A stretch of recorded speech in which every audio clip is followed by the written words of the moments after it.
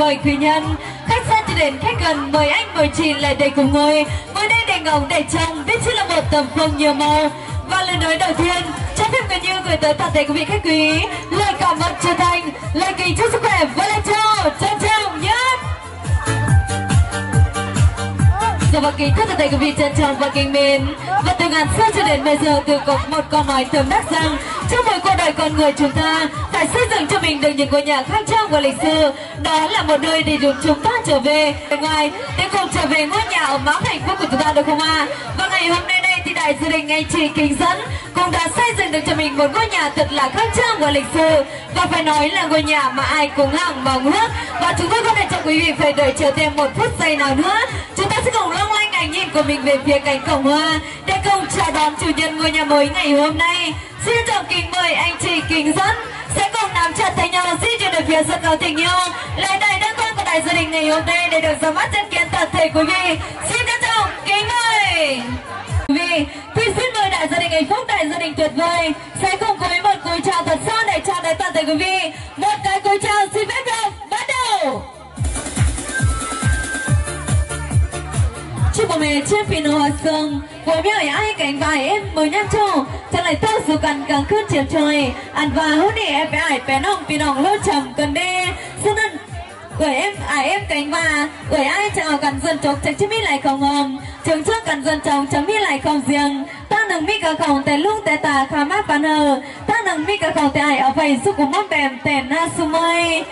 Dạ vâng, kính thưa toàn thể quý vị trân trọng và kính mến, và ngày hôm nay đây cho được ngày thật lành tháng thật tốt tại bản Nông Lào, xã Trường Pha, huyện Thuận Châu, tỉnh Sơn La. Đại gia đình ông bà cũng như là anh chị cho được ngày thật lành tháng thật tốt ngày 28 tháng 1 năm 2024, tức ngày 18 tháng 12 năm Quý Mão. Ban tổ chức xin trình chào tuyên bố để cùng mở khai tiệc đại gia đình anh chị ngày hôm nay. Buổi lễ tân gia đại cát xin chính thức được bắt đầu. Nội những chào và tay chân lớn lên quý vị ơi. Đại gia đình nở nụ cười thật tươi lên đi ạ.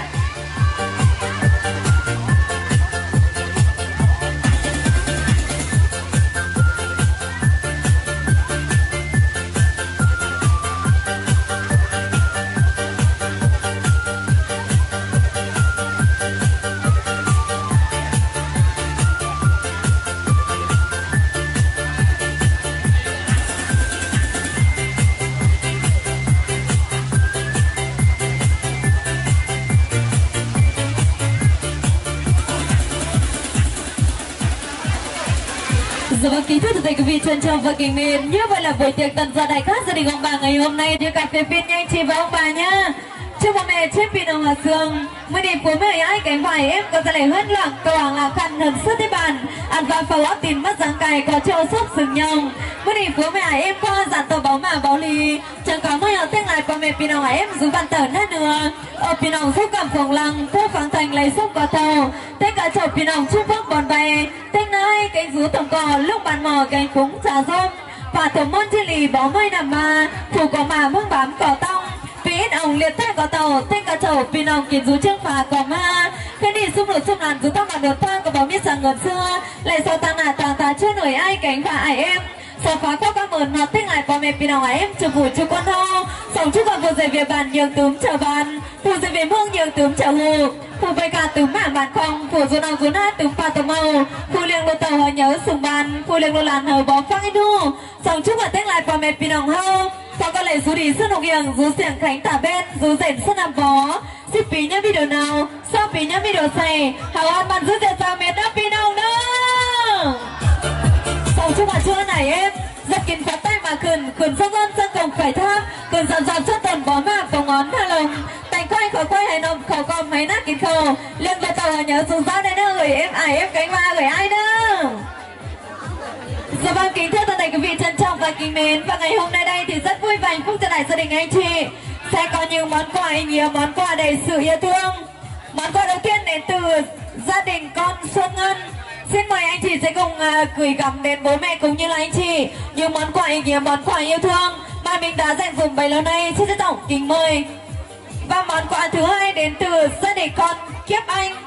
Món quà thứ ba đến từ gia đình cháu Quyền An. Trân trọng kính mời nhiều món quà. Dạ vâng, ngày hôm nay thì sân khấu chúng ta cũng như là Sân dạp ngày hôm nay thì rất là hẹp nên là chúng ta sẽ cùng di chuyển về phía sau cánh gà ngày hôm nay để cùng gửi gắm đến ông bà cũng như là anh chị. Xin chào kính mời nhiều món quà.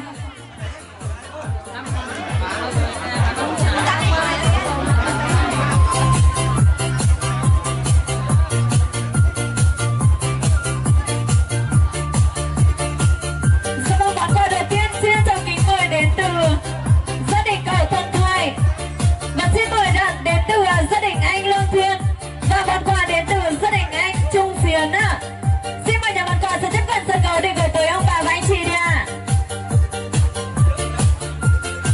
Dạ vâng, xin chân thành cảm ơn nhiều món quà ý nghĩa, món quà đầy sự yêu thương ngày hôm nay đã được gửi gắm đến anh chị cũng như là ông bà. Kính chúc toàn thể đại gia đình sẽ có những một sức khỏe dồi dào, luôn luôn làm ăn phát đạt và tiến tới. Xin chân thành cảm ơn đại gia đình.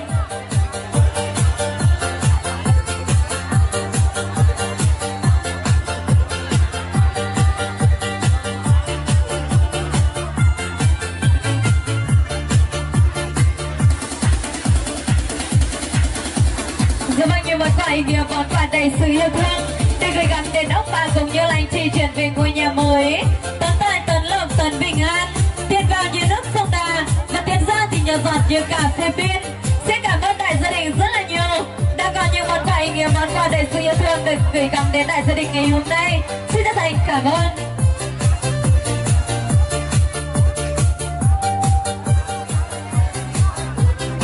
Chúc mừng mẹ chip Pino Hòa Sương trong điếu thằng này vững lên không à. Chú Ân có pháo học gửi ai em cánh hoa gửi ai nhưng bóng hoa theo thắm đi áo cắt tóc chưa vào mất giờ nhà vậy cho mừng trên là bảo Pino ơi. Lời sau đầu tiên là rồi và kính thưa tất cả quý vị trân trọng và kính mến, và ngay giờ phút đến đây xin mời tất cả quý vị chúng ta 100% là rượu nhé cả nhà mình ơi. Phải năm bạn là bất định là số mấy đó, phải tìm là số 10 số mì ơi. Số mấy giờ con ta lo cái lấy kia này à. Ông ăn khai chén là tìm với cái tấn chuốt á số 10 số mì đó. Giờ vâng ơi, và Nguyễn Như cùng sẽ bắt tiếp tất cả quý vị chúng ta một đôi bà dâu, một đôi bà Hoàng, một đôi bà chúc mừng hạnh phúc được không ạ? Cả nhà mình ơi, họ đẹp cái đi một lần nữa nha. Cả nhà mình ơi, 1, 2, 3, 1, 2, 3, 1, 2, 3. Chúc mừng tham gia đại cát. Họ là rất là giỏi nơi ai cánh bài em đó.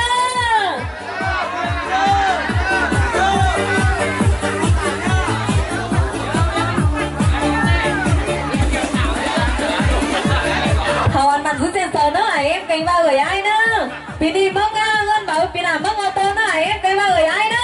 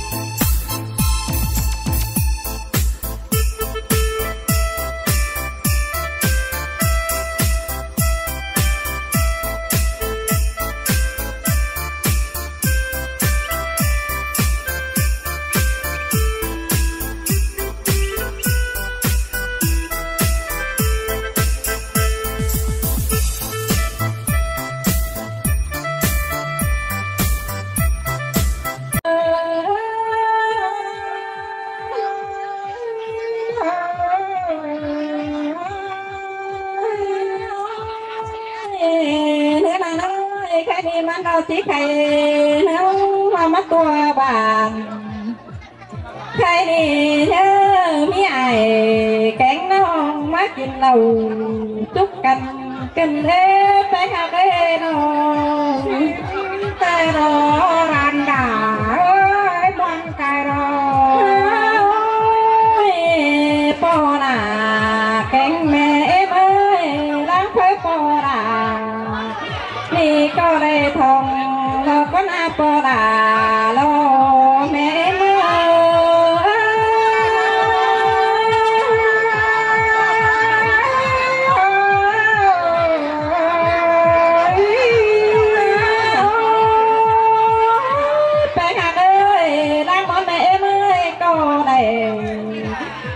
quá mới dám trao tè bò đà cánh mẹ thôi đi lên phi nòng ấy tới lại ấy đâu nam đồ đà ơi nó dám trao tè qua mía bò đà cánh mẹ em ơi câu để dần thành lẽ tố hồn bò quá phi nòng ấy nó qua mía pì bên tè tên khay khôn khay ngông bao rằng đợt có na to đà hay mẹ mơ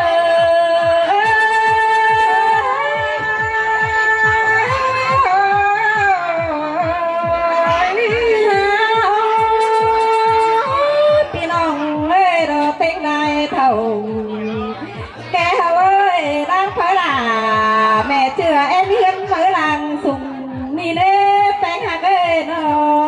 xin tê rô ràn đà mẹ bơi nó hoa nhá chắc để trước cánh rừng chốt lê bò đà mẹ em ơi chớ ăn tê cho mi không bóng được quá mẹ là cánh bò bánh nà nó man lo ra man lo ran bánh mới nó bánh ơi chớ đi qua mía pi bánh tè trăng đường trống tè có mi không riêng hiến lê bò là mẹ mơ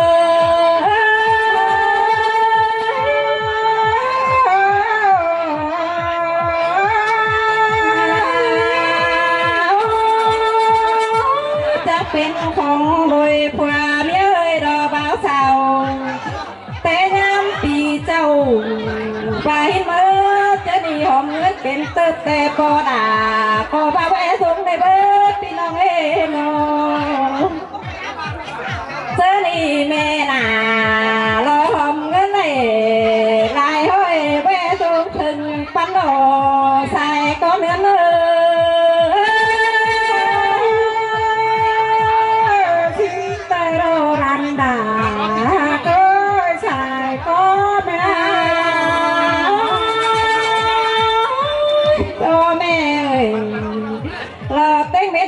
con ơi bờ bà lăng khơi bờ đà cánh mẹ em ơi lo em lấy dài lo chân máu nè lo em sớ chân đi bà xin hết pin nòng ấy tính lại ấy lo hè để dài bốn phiêng ơi lo mất sớ chân quàng nhưng mà chỉ bay hài kén hồng mắt nhìn đầu chút cành bà xin lê pin nòng hai đi có trắng lệ dần tè ngớt có mắt hồng lo anh ơi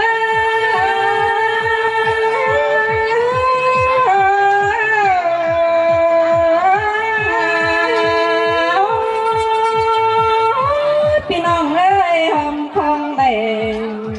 lúa quái ơi nó có cảnh bé mơ chớ đi bếp cái mà phùng mi bé lại ăn cái này nó tê đồ ra coi làm bé cái này ngân thầy bé ơi đồ bò đà bò đây dòng lại lo anh ơi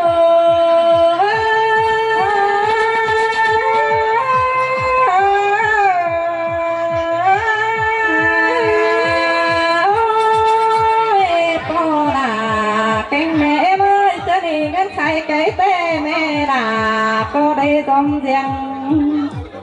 sáng tia nhai sợi bón piang bón lì hàng mi nó bé sáng quen tay thùm bàn xin mơ đang phơi ép bé ai bé nong bàn cuồng cuồng lô tay đi bò đà mẹ mơ tay rô đà làm bé người nó bò mẹ ơi cái gì quát tối những tè đang chiếc bè đó chiếc bán răng cờ con chỉ bay hơi ải cánh non in khắp xét chiều con sai bé ơi